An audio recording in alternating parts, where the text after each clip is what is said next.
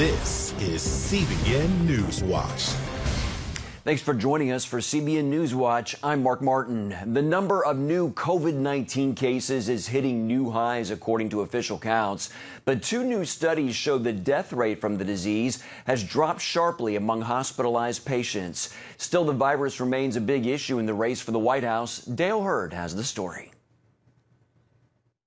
With a little over a week before the election, Vice President Mike Pence was back out on the campaign trail. Hello, North Carolina! Despite his chief of staff, Mark Short, testing positive for COVID-19. Pence tested negative on Sunday.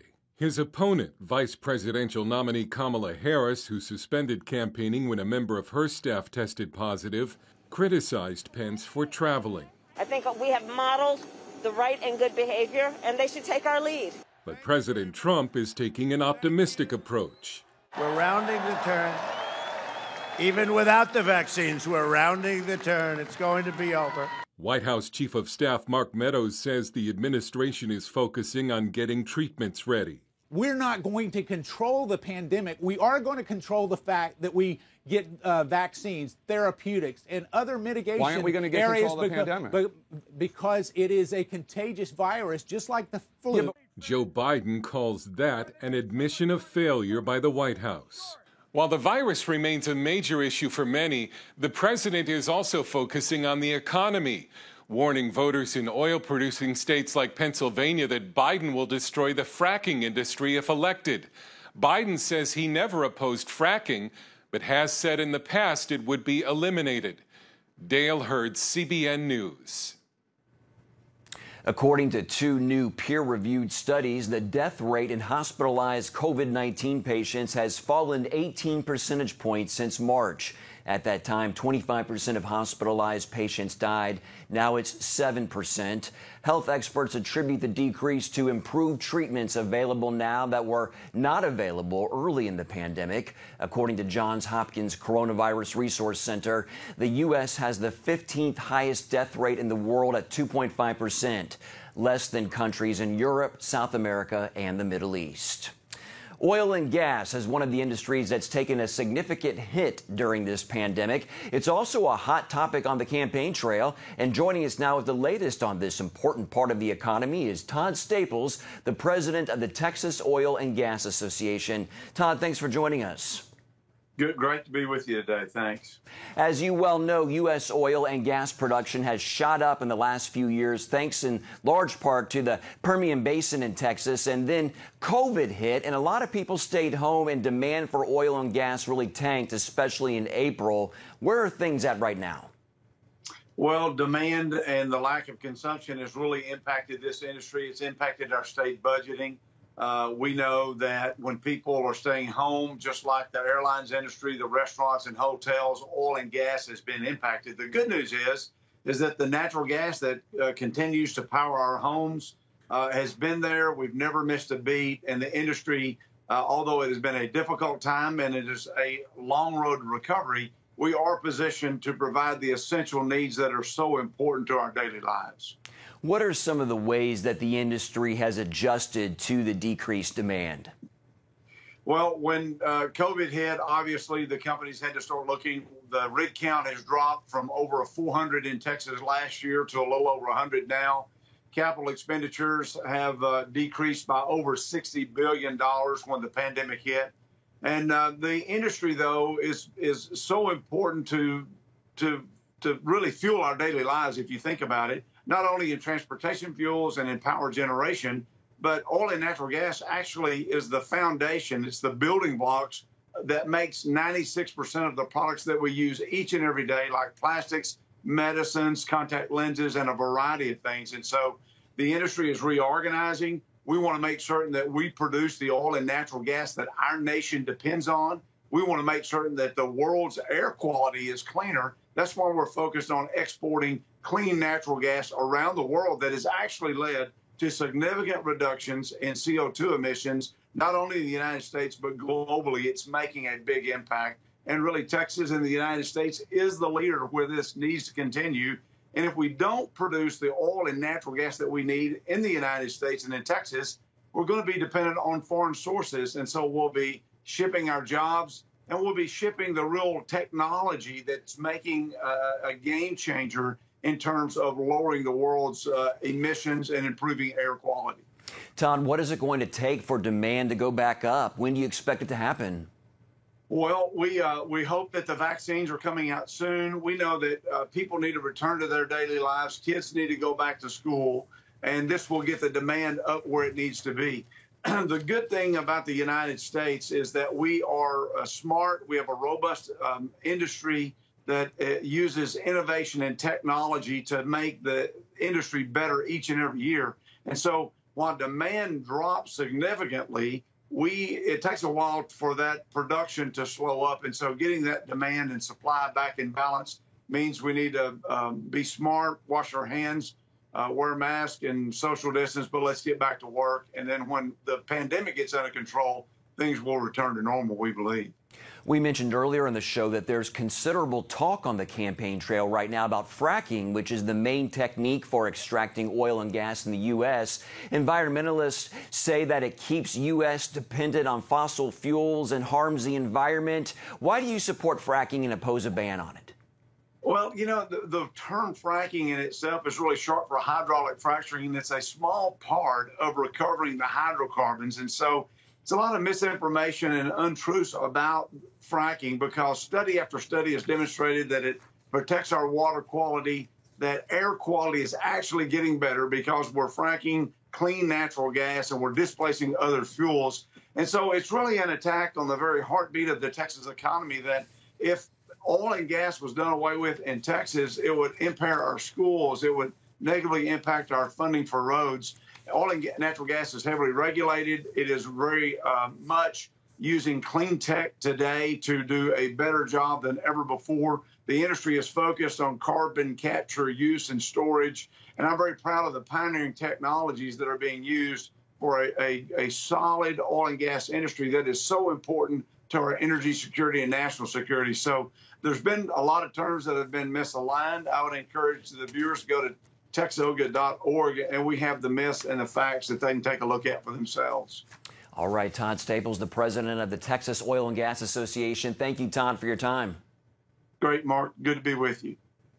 The Senate is expected to vote tonight to confirm Judge Amy Coney Barrett to the Supreme Court.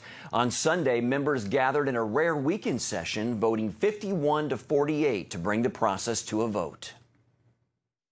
How fortunate for our country that the Senate just advanced one of the most qualified nominees for judicial service that we've seen in our lifetimes. Judge Amy Coney Barrett of the U.S. Court of Appeals for the Seventh Circuit is a stellar nominee in every single respect. Democrats want Vice President Mike Pence to stay away tonight after his top aide tested positive for the virus. Pence hasn't said if he'll show, but his tie-breaking vote is not needed. Republican Senator Lisa Murkowski voted against advancing the vote for Barrett on Sunday, but plans to vote in confirming her tonight.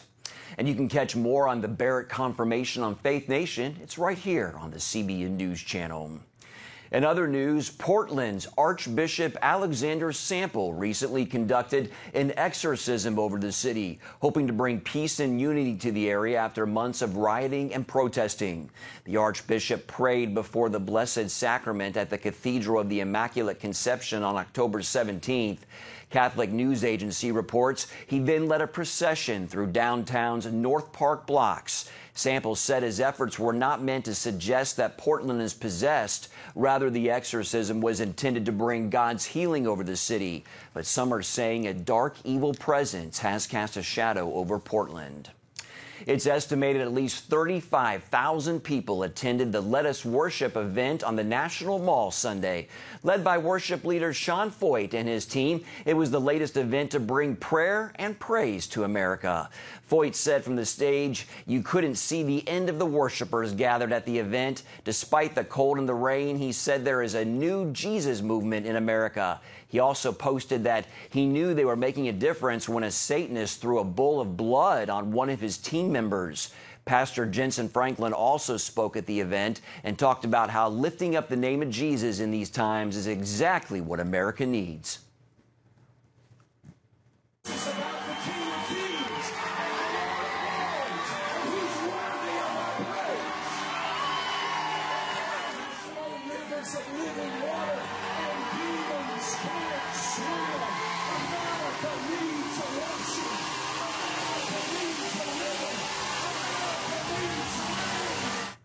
Wow, it's awesome to see. The crowd worshiped and prayed for hours. Foyt and his team even saw people who attended who were seekers come to salvation at the event. He and other worship leaders and pastors believe God is hearing their praise and worship will bring revival and heal our land. They say God is not finished with America yet. As the holiday season approaches, many charities expect a greater demand due to the ongoing pandemic. It's also forcing these groups to make changes in how they raise money. Charlene Aaron shows us how one well-known charity is adapting. You know it's the holiday season when you see and hear those bell ringers from the Salvation Army outside local stores. This year, the charity kicked off an early mission to rescue Christmas as more families struggle due to COVID-19. People have come to us who used to be donors to the Salvation Army. Since middle of March, we've served more than 100 million meals. We've provided 1.5 million more nights of shelter than we would in a normal year. Commissioner Kenneth Hodder serves as the Army's national commander. He anticipates those needs, such as feeding families, paying bills, and providing shelter, extending beyond Thanksgiving into Christmas. We currently project an increase of about 155% over last year, which would mean about 6.6 million people will be coming to the Salvation Army for assistance this Christmas. In response, it has launched an initiative called Rescue Christmas to head off a potential 50% decrease in donations. Last year, we raised about $126 million at the Red Kettles. And as you can imagine, a 50% decrease on that figure would be devastating. With less traffic in malls and shopping centers, fewer bells and kettles will be on display this holiday season, leading the Army to offer new ways for giving. All of our bell ringers will have all of the necessary PPEs. There'll be social distancing. We'll be cleaning the kettles regularly. In addition to that, however, we're going to provide more near-field technology, which will allow people to give over their phones when they come close to a Salvation Army Christmas kettle.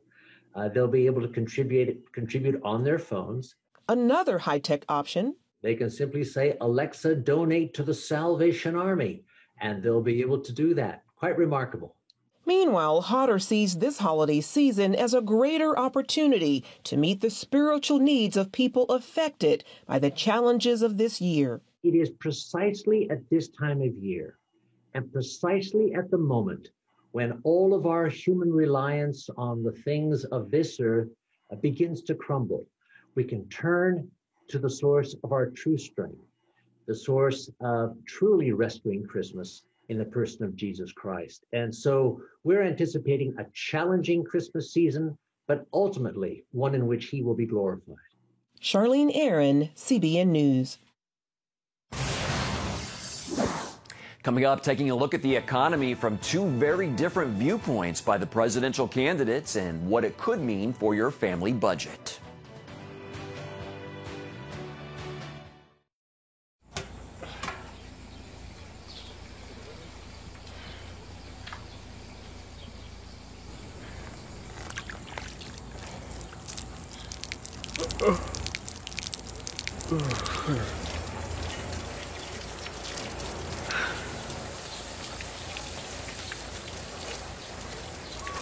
Life is better with a good night's sleep. Get your free DVD or booklet of Protect Your Sleep as the world watches from the outside. It's a big diplomatic tug of war here in the Middle East. Go inside the story with Jerusalem Dateline. Israeli archaeologists are talking about a discovery that could change the thinking about the Temple Mount. Join CBN Jerusalem Bureau Chief Chris Mitchell and get the biblical perspective on the events shaping the world. What starts in Israel then ends up going to other places. Watch Jerusalem Dateline Friday night at 9:30 on the CBN News Channel. Life. It's meant to be lived fully. Jesus said it. I came to give you life. Life to the fullest. Life in your family. Life in your finances. Life in your body, mind, and spirit. Life in your everyday.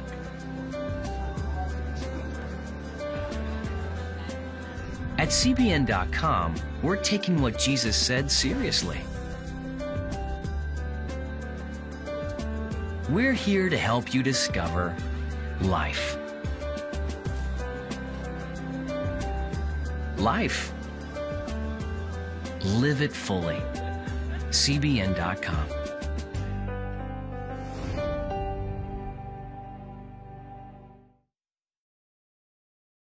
Welcome back. Restoring the economy from a whirlwind pandemic fallout is one of many issues where President Donald Trump and Democrat nominee Joe Biden have very different ideas. Economic expert Dan Celia joins us now to break it down. Welcome, Dan. Here. Dan, briefly give us an overview of Joe Biden's economic plan versus the president's. Oh, boy. Well, you know, one thing, Mark, is he wants to increase the taxes on corporate America, take it back up to 28%. We used to be the highest corporate tax in the world. Looks like we're heading back up there. That's not going to be good for corporate America. President Trump, just the opposite, trying to bring companies back here, get them to manufacture and work here. So that's going to have a drastic impact on the effort to expand job creation. No doubt about that. Also, he is raising taxes. I know he says he's only raising taxes on those making over $400,000, but that doesn't include payroll tax. And payroll taxes are going to be going up on things like Social Security, Medicare, Medicaid, deduction that is coming out of our pay. That's going to go up, and in some cases, it's going to be going up dramatically, as much as 12.5%. That is a significant amount of money coming out of the pocket of individuals. He's also wants to lower the age eligible for things like Medicaid down to 60 from 65. Now, this comes at a time when many are talking about increasing the age just by maybe 4 to 6 months. And that would make a big difference in the calculation and the formulas to keep that system alive. I don't know how it is possible for us to pay for that kind of thing, and it's going to disincentive people to work longer. Instead, they may start retiring early. So we are going to see more regulation come in. We're going to go back to the Obama era of regulations on small businesses. That is a huge, huge problem. Small businesses, the largest employer in the country.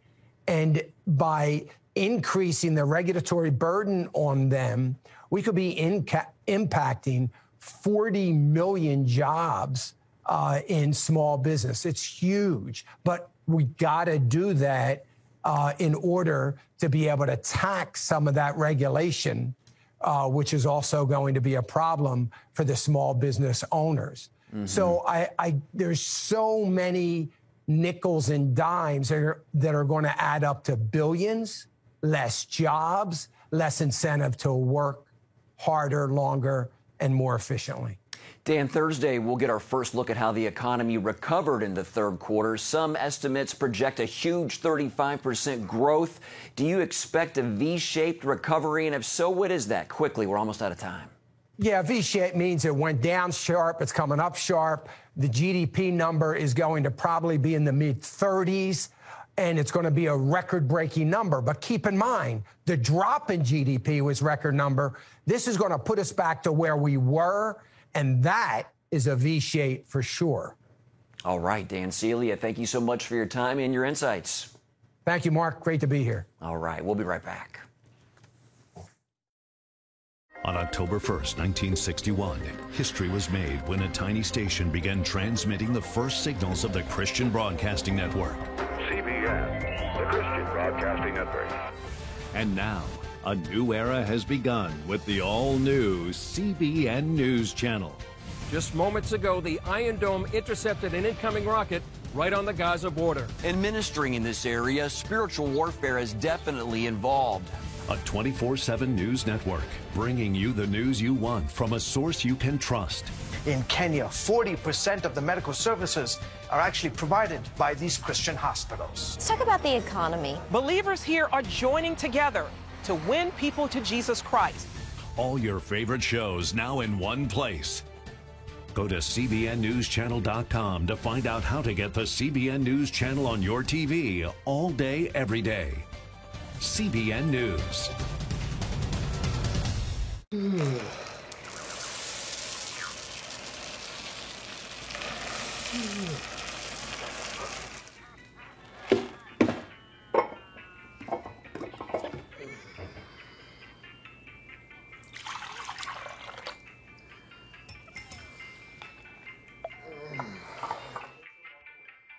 Life is better with a good night's sleep.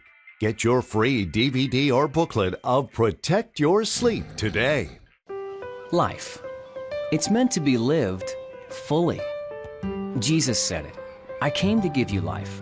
Life to the fullest. Life in your family. Life in your finances. Life in your body, mind, and spirit. Life in your everyday. At CBN.com, we're taking what Jesus said seriously. We're here to help you discover life. Life. Live it fully. CBN.com.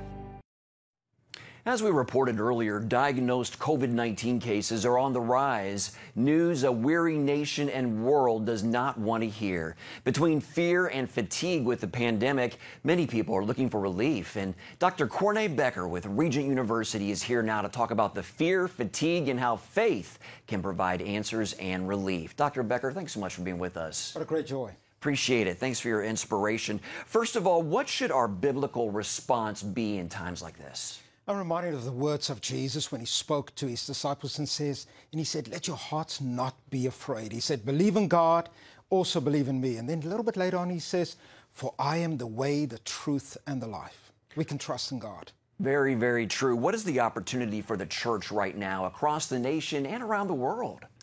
This is really an opportunity for us to rise up and to speak forth words of faith and healing to the nation. Yeah, most definitely. Do you feel like the church is shying back a little bit, or do you feel like the church is stepping into the role it's supposed to fulfill? I think there's a lot more that we can do as the church. Unfortunately, we get caught up with all the ideological and political conversations that's going on and kind of throwing around blame, but it's the time for us to point people back to Christ. It really is. The virus is just one of the many concerns that have Americans sharply divided. They're also divided over how the disease is reported, and it's a reflection of an already divided country, racially, politically, culturally. And how would you say that we need to make a difference as Christians in the middle of all this? I'm reminded of the words of the prophet Jeremiah that he wrote to a group of people in exiles. And in essence, right, as Christians, we are living as strangers and sojourners in this world. But it's this time, and Jeremiah said, listen to what he said. He said, listen, you need to seek the welfare of the city that God's placed you in, because through their welfare, you will flourish. And then God said the following, for I know the plans that I have for you. They are not for evil. They are for your welfare and for good and prosperity. It's a time for us to share this with people. Yeah, those words bring great comfort to me, and I know they do our viewers as well. Not only are Christians sometimes in disagreement, we have to mention, in the culture during these times, sometimes they are divided among themselves. They disagree with the culture and they're divided among themselves. How can we resolve our differences, and what does God actually call us to do with this? What an opportunity for the church not to be part of the divisive and violent rhetoric that's out there, but we should be speaking for, firstly, words of healing, and also listen the discipline of listening to one another, always seeking for restoration and healing. Let's circle back to the fear and the fatigue. It may very well be about the coronavirus, but also everything we just discussed, a lot of fear and fatigue going on, all these different issues. What does the Bible say about fear, fatigue, weariness? We need to hear those words of life. It is so important for us to recognize that fear doesn't come from God. This is indeed the language of the enemy. Ultimately, God tells us that faith in Him brings forth life and restoration and indeed peace as well. That is so true. Yeah, the words of God are life. Life to, not only to our spirits, but to our flesh and blood, our bones as well. Thank you so much, Dr. Cornay Becker of Regent University. Appreciate your time and your insights. What a privilege. Thank you, sir. And we'll be right back.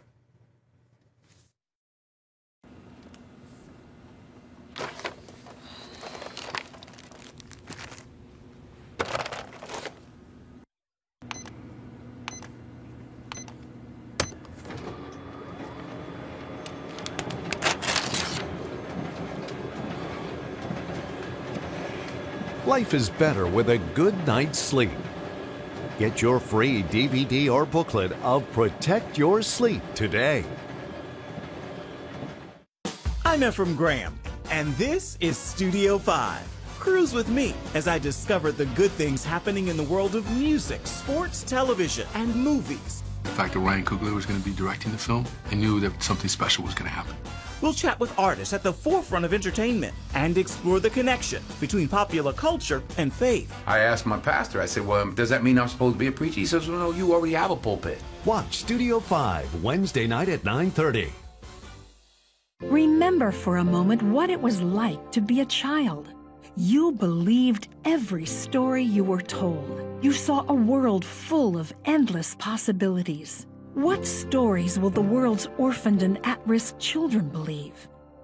We believe the Bible tells the only story truly worth believing.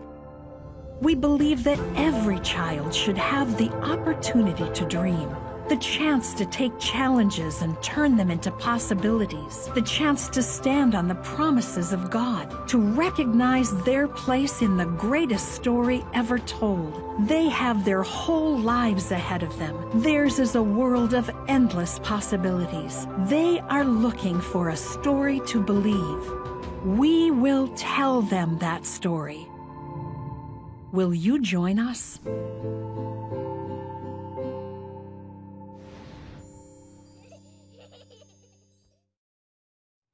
For the first time since 1965, the beloved Peanuts holiday specials won't air on broadcast TV this holiday season. It marks the end of a 55-year American tradition. On Monday, Apple announced its streaming platform, Apple TV Plus, has acquired exclusive rights to the entire library of Charles Schulz's animated specials. The agreement, which has sparked quite an intense backlash on social media, I can see why, is part of a plan between Apple and Wildbrain, Peanuts Worldwide, and Lee Mendelson Film Productions. I know I'll miss seeing them on broadcast TV, but we have a copy on DVD, so we're okay there. Hope you do as well.